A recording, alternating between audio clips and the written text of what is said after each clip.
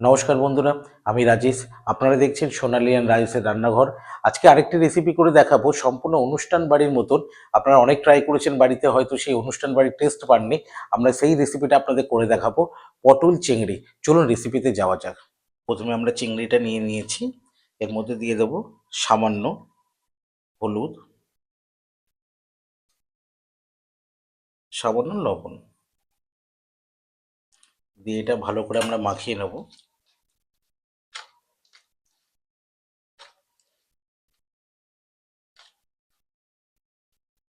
মাখিয়ে নেওয়ার পরে এটা আমরা 10 মিনিটের জন্য রেখে দেবো। পটল চিংড়ির জন্য আমরা প্রথমে ফ্রাই প্যানে তেল নিয়ে নিয়েছি। এর মধ্যে আমরা পটল আর আলুটাকে ভেজে নেব। তো আলুটা আমরা এরকম স্কোয়ার কেটে নিয়েছি, পটলটা একটা পটল 3 পিস করে নিয়েছি। এবার তেলটা গরম হয়ে গেলে এটাকে আমরা লাল করে ভেজে নেব। তেলটা প্রায় গরম হয়ে গেছে। প্রথমে আমরা আলুটা ছেড়ে দিলাম।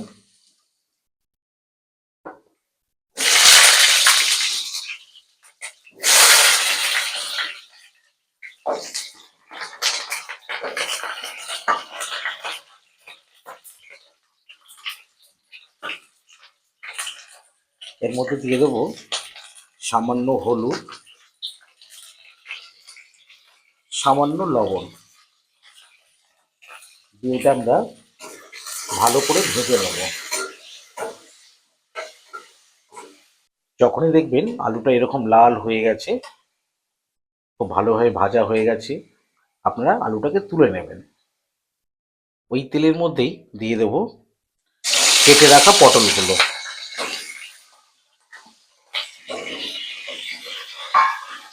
এর মধ্যেও দিয়ে দেবো সামান্য হলুদ, সামান্য লবণ দিয়ে এটাকেও আমরা ভালো করে ভেজে নেব। পটলটা আমাদের দেখুন চারদিক থেকে খুব সুন্দরভাবে লাল হয়ে ভাজা হয়ে গেছে। এবার আমরা পটলটা তুলে নেব।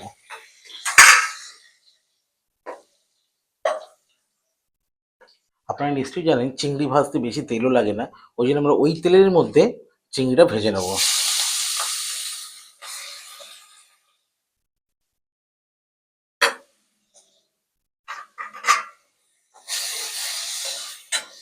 চিংড়িটা আমাদের ভাজা হয়ে গেছে।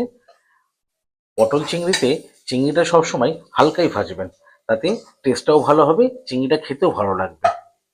কড়াইয়ের মধ্যে তেল দিয়ে দেবো, দিয়ে তেলটা গরম হওয়ার জন্য অপেক্ষা করব। ঠিক আছে, ওই তেলের মধ্যে আমরা দিয়ে দেবো দারচিনি, লবঙ্গ, এলাচ,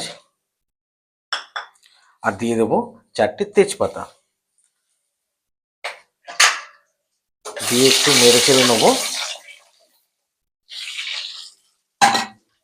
তারপরে বেটে রাখা আদা, রসুন, কাঁচা লঙ্কা বাটা ওর মধ্যে দিয়ে দেবো।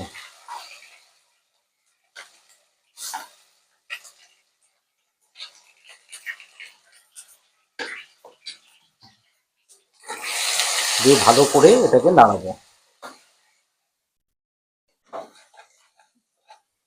এবারে দিয়ে দেবো, যখন দেখবেন আদা রসুনের পেস্টটা 50% ভাজা হয়ে গেছে, আমরা দিয়ে দেবো কেটে রাখা পেঁয়াজ।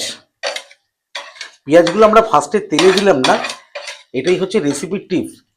ফার্স্টে তেলে যদি আমরা পেঁয়াজটা দিতাম, ওর টেস্টটা আলাদা হতো।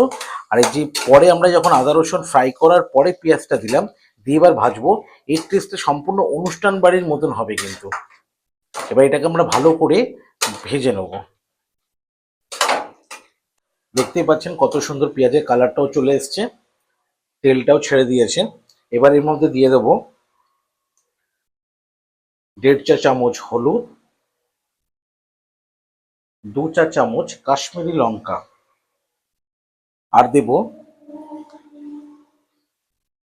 2 চা চামচ জিরের গুঁড়ো। দিয়ে আবার আমরা ফের ভালো করে নাড়াবো।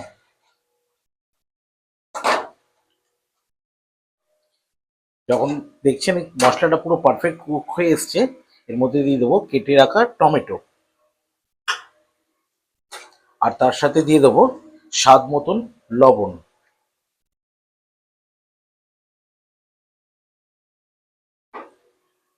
দিয়ে আবার আমরা সব ভালো করে নেড়ে চেড়ে নেব।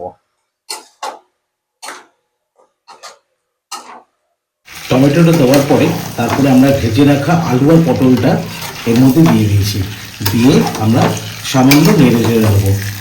2 মিনিট মতো এটা ভালো করে নেড়ে চেড়ে নেবো। দেখতে পাচ্ছেন কত সুন্দর কালারটা এসছে। এর মধ্যে সামান্য একটু চিনি দিয়ে দেবো, দিয়ে আবার নেড়ে চেড়ে ভেজে রাখা চিংড়িগুলো এর মধ্যে দিয়ে দেবো।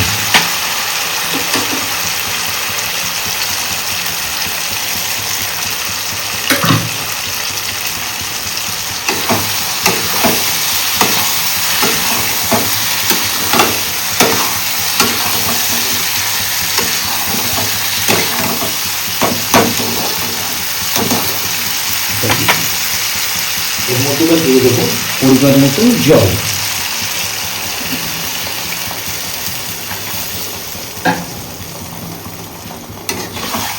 সামান্য একটু নেড়ে